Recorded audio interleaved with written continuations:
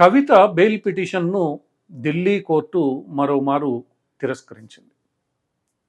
కవితను ఈ సమయంలో విడుదల చేస్తే దర్యాప్తుకు పూర్తి ఆటంకం కలుగుతోందని అటు సిబిఐ ఇటు ఈడీ రెండు ఢిల్లీ రోజ్ అవెన్యూ కోర్టు ముందు గట్టిగా వాదించాయి. ఈ వాదనలను ఢిల్లీ కోర్టు అంగీకరించింది.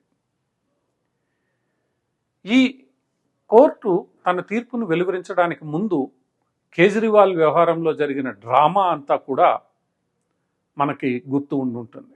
కేజ్రీవాల్కు బెయిల్ దొరకడం, బెయిల్ దొరికిన తర్వాత హైకోర్టుకు పోవడం, ఈడీ హైకోర్టుకు వెళ్ళిన సమయంలో కేజ్రీవాల్కు వ్యతిరేకంగా ఈడీ స్టే ఇవ్వడం, అటు పిమ్మట సుప్రీంకోర్టు కూడా దీంట్లో జోక్యం చేసుకోకపోవడం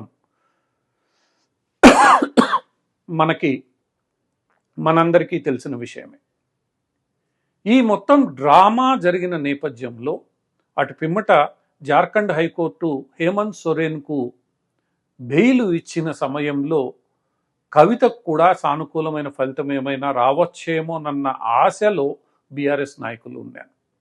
అయితే కోర్టు మరోమారు ఈడీ సిబిఐ వాదనలను అంగీకరిస్తూ కవితకు వ్యతిరేకంగా బలమైన సాక్ష్యాలున్నాయని, ఈ దర్యాప్తు వేగవంతమై తుది దశకు చేరుకుంటున్న వేళ కవితకు బెయిల్ ఇవ్వడం కుదరదన్న వాదనతో ఏకీభవించింది. మరోమారు కవిత జ్యుడిషియల్ కస్టడీని పొడిగించింది. ఇదే సమయంలో కేజ్రీవాల్ మరోమారు సిబిఐ కేసు యొక్క అరెస్టు తర్వాత తనకు సిబిఐ కేసులో బెయిల్ ఇవ్వాలని కూడా రోజ్ అవెన్యూ కోర్టులో అదే రోజు పిటిషన్ దాఖలు చేశారు. ఆ పిటిషన్పై వెంటనే స్పందించడానికి కోర్టు నిరాకరించింది.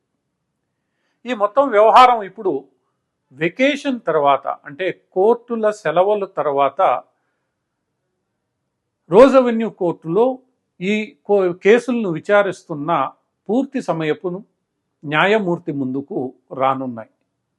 ఆ న్యాయమూర్తికి ఈ కేసుకు సంబంధించిన మొత్తం అంశాలపై పూర్తి అవగాహన పట్టు ఉంది. పలు సందర్భాల్లో ఆమె వీరిరువురిపై తీవ్రమైన వ్యాఖ్యలే చేశారు. ఈ నేపథ్యంలో వెకేషన్ కోర్టులో ఉన్న కొందరు జడ్జీలను వినియోగించుకునో మాయ చేసో ఏదో ఒక రూపంలో మేనేజ్ చేసో బెయిల్ తీసుకుంటామనుకున్న కేజ్రీవాల్ వ్యూహం ఫలించలేదు. కవితకు నిరాశే మిగిలింది. ఇక వీరు కోర్టు సెలవులు ముగించిన తర్వాత జూలై 2వ వారంలో సిబిఐ పూర్తి కాలపు న్యాయమూర్తి సెలవుల తర్వాత తిరిగి వచ్చిన తర్వాత ఏ రకంగా విచారణ చేపడతారో దాని మీద వీరి భవిష్యత్తు ఆధారపడి ఉంది.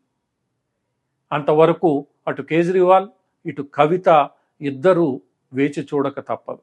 ఏది ఏమైనప్పటికీ ఈ కేసులో ఉన్న బలమైన సాక్ష్యాలను అన్నింటినీ నిశితంగా పరిశీలించిన న్యాయ నిపుణులు మాత్రం అంత సులభంగా ఈ కేసులో వీరిరువురికి విముక్తి లభించే అవకాశం లేదని స్పష్టం చేస్తున్నారు. ఇంతవరకు జరిగిన సంఘటనలను పరిశీలిస్తే భవిష్యత్తులోనూ అటు కేజ్రీవాల్కు ఇటు కవితకు నిరాశ తప్పదనే అనిపిస్తోంది.